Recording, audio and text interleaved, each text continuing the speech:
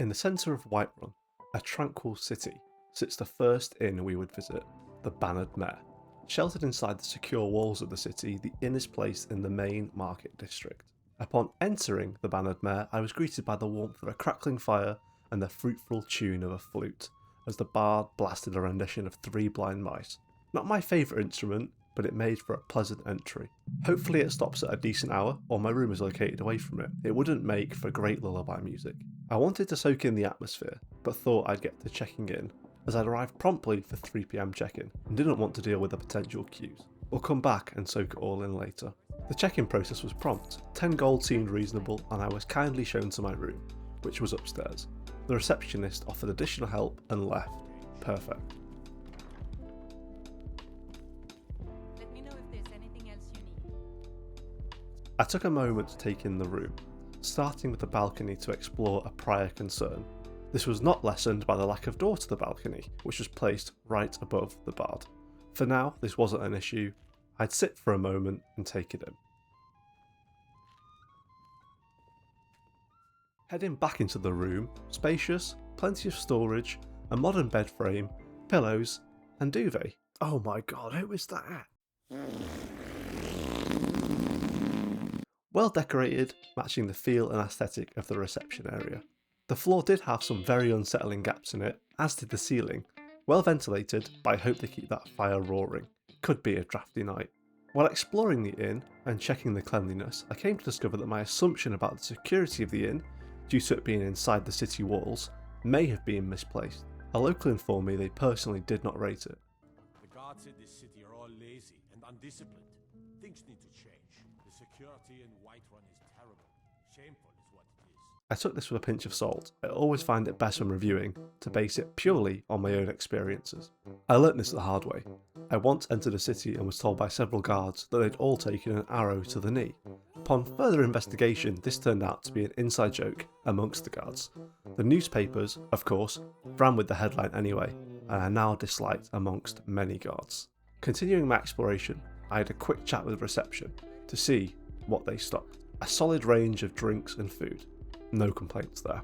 As I finished this conversation, it seemed the bard had switched to a lute. Multi-talented. Impressive. We continued our way through the inn, interacting with many other pleasant guests and staff, one of whom appeared to be cooking away, preparing the food sold in the inn. Not all guests were polite, but rarely is that the case. You never know what kind of day someone has had. Can't a man drink in peace? The gentleman had placed himself as far from the lobby as he could. I can't lie though, the second time he said this to me did feel unnecessary.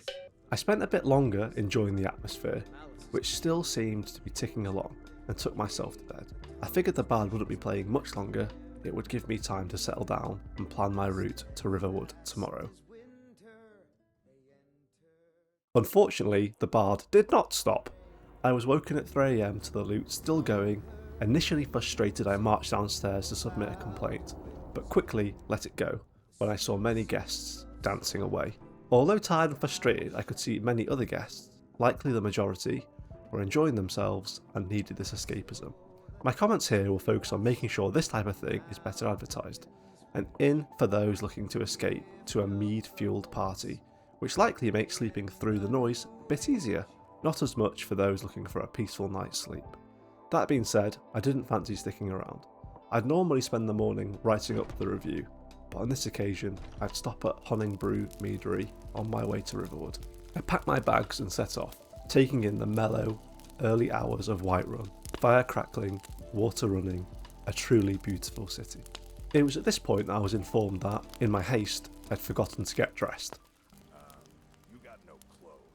I took myself somewhere a little more private and fixed that problem. Hope the boss doesn't find out about that one. The scores. Appearance and atmosphere. The appearance and atmosphere for those looking to take in the ongoing festivities the inn has to offer are fantastic. The fire stayed burning all night and the staff kept fresh food and drink available. It was well decorated room and inn, although the atmosphere was a little too constant for me after a long day. We lose a few marks due to the gaps in the ceiling and floor. This feels like a must fix, and if it weren't for the huge efforts elsewhere, this wouldn't have received the same score, 4 out of 5. Facilities and comfort. My main issue is the inability to remove yourself from the festivities in simple ways that would increase comfort. such as having a door to the balcony. It would have helped with privacy also. The facilities beyond that were fueled by the atmosphere the inn strives for, with the aforementioned food and drink. There was plenty of storage and space, and the bed, despite my lack of sleep, can't be ignored. A sturdy bed frame and comfortable bedding. The bed suggests the inn wants you to sleep well, but likely after you've slammed 12 bottles of mead. 3 out of 5. Value for money. 10 gold is pretty standard across Skyrim, and you'll pay the same for a lot less. Again, it's important that this room is advertised to those it is clearly marketed towards, the ravers of Whiterun. When looking at that perspective, 5 out of 5. Overall, 12 out of 15. Much higher than I thought we'd start with, and it sets a strong baseline for what's to come. Trust me, there's some surprises along the way. A strong score with my main feedback being how we advertise this inn. It's not really for those looking to rest up and wake up with a clear head, but it's a beautiful inn in a beautiful city. If the city were to offer a second inn for a different clientele, I think it would boom even more. The Sleeping Giant Inn. Walking into Riverwood, I was pleased to have arrived. I managed to get myself lost on the way and arrived on the other side of town. Less than ideal because it had rained all the way here. Not something I'd score a place down for, unless it was like that time I was in Cyrodiil, where I found an inn had hired a mage to summon rainstorms in an attempt to get guests to come and spend their gold inside. 5 out of 5 for effort, I suppose. I tried to take in the scenery, but figured the weather would hopefully pass and we could take it in later, so I promptly made my way to the inn. An inn I'd stayed at before in an earlier life. As I entered, the first thing that happened was a warning from one of the other guests, informing me to keep an eye out for looming trouble. An eye out for trouble. It's only a matter of time. As with the bannered mare, we leave that and make our own judgment. A warm fire and no bard. I made a mental note. Having a bard isn't a bad thing, but I was pretty tired, and this was a relief following the night before. A beautiful Viking-esque hall, open plan with plenty of seating, a place I could really picture myself relaxing. It seemed the inn had considered that many of its guests may be solo wanderers, and placed seating both away from the centre and together for those who welcomed a conversation. Check-in was confusing. I was told I needed to speak to someone else for a room, but upon paying the gentleman, he said he'd show me to it. Maybe he's new. The room? Much smaller, but all you need, really, as long as you aren't claustrophobic. One thing to bear in mind is that smaller rooms do hold heat better, and with this room being boarded up, it made a nice cosy place. Although stone floors aren't ideal, I like the warm room and cool floor setup. The room was moderately decorated, mainly with hides. On the walls and floors, these can double up as extra quills, I suppose. A table and chairs with a complimentary bottle of mead.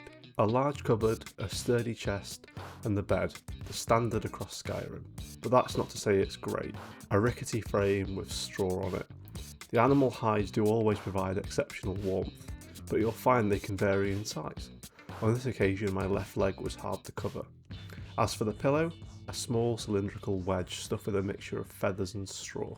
That being said, I feel like tonight I could sleep in the fire. I'm exhausted. Due to my previous night, it was now 7 AM, but I needed to sleep. I put my feet up for a moment and then got into bed for a short nap. Waking up 7 hours later, I felt splendid. A glorious night's sleep. They'd been generous with the straw. I got myself dressed and went to explore the inn. The fire was still roaring and there was a quiet, chilled atmosphere. I spoke with the receptionist who was still working and showed me a modest selection of stock. I had a chat with him about local news. He informed me he wasn't overly pleased about mages. Maybe there was a weather-changing mage after all.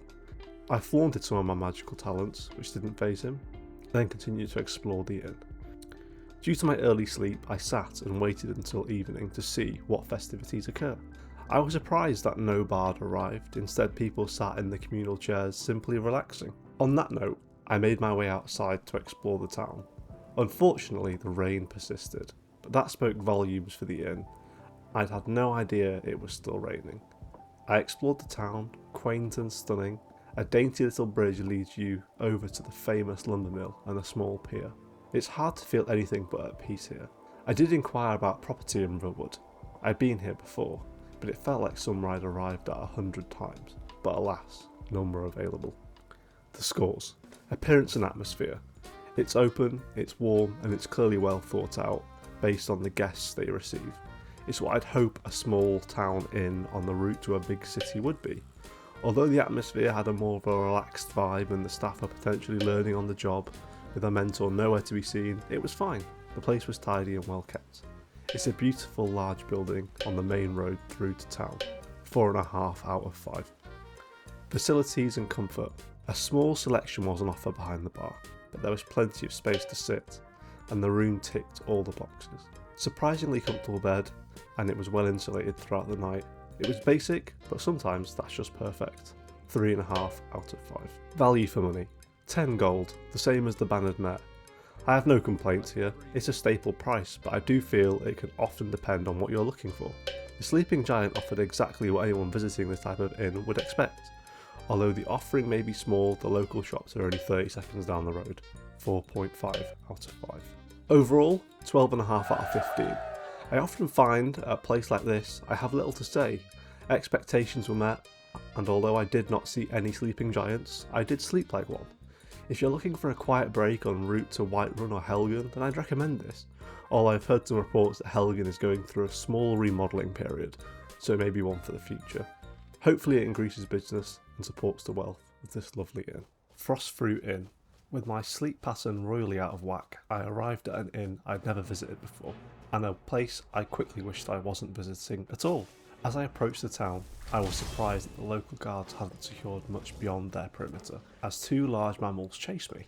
Using my magical talents to summon fiery distractions, I ran towards the town where 2 guards dealt with the predators with ease.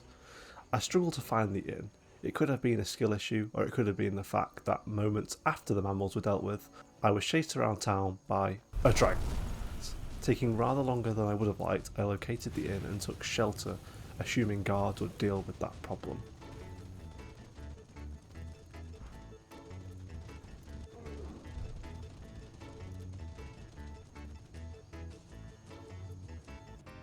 I can only assume this inn is owned by the same parent company as the Sleeping Giant. The bulk of the building looks almost like a copy and paste job. With my sleep pattern all messed up and concerns about the dragon burning the building down, I made my way to the check-in desk. The other guests didn't seem fazed. To further my previous review of the Sleeping Giant, if this inn is owned by the same company, they do a cracking job of soundproofing. If the dragon was still out there, I couldn't hear a thing through these walls.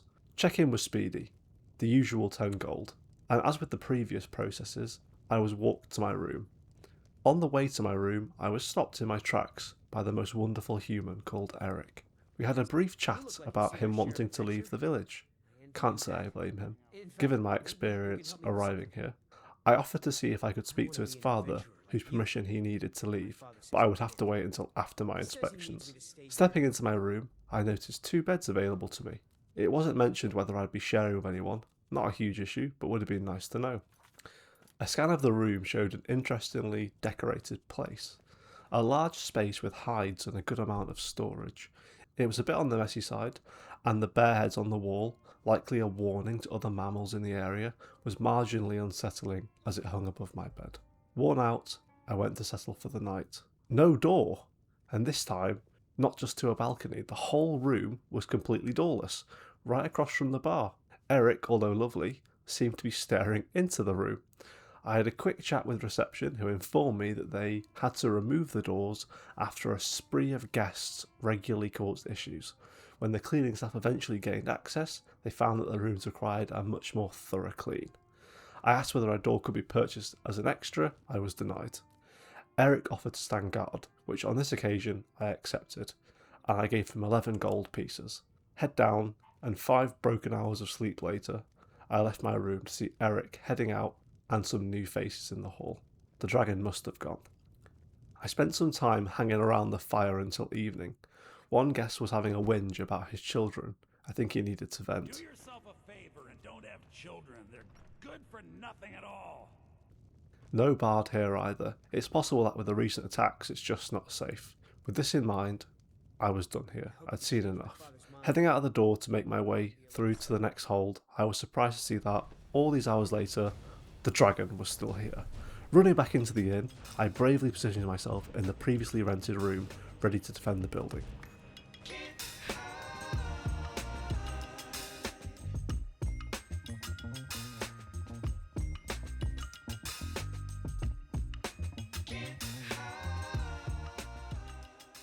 The scores. Appearance and atmosphere. Very similar to the Sleeping Giant overall, except the lack of door certainly creates an atmosphere, but not one that I like. The inn itself is tidy enough, furniture does seem to be sat on top of each other in parts. 3 out of 5. Facilities and comfort. The bed was fine, I wouldn't rush back, although the judgment was made harder by the poor sleep and lack of privacy. If you were to use the other bed, you're essentially an attraction for the rest of the inn. There's plenty of seating and storage around the place, although I kept my belongings nearby. If you like defending yourself from beasts, then the entertainment is top tier. An extra point is given here solely due to Eric's existence in this place. 3 out of 5. Value for money. I feel this speaks for itself. 10 gold again, but I feel like I received far less. In time, it will become clearer whether 10 gold here was below standard or whether the other inns have been above standard. If you need somewhere to sleep, you can certainly try it. 2 out of 5. Overall, 8 out of 15. A fairly mediocre score and a likely generous one for this inn, but it is well located for travellers. Admittedly, I didn't get much chance to review the range of stock on offer, my appetite was low. A dreary atmosphere with mostly uninspiring people, other than Eric, who is understandably looking for a way out as he battles to find somewhere more fitting for his extraordinary nature.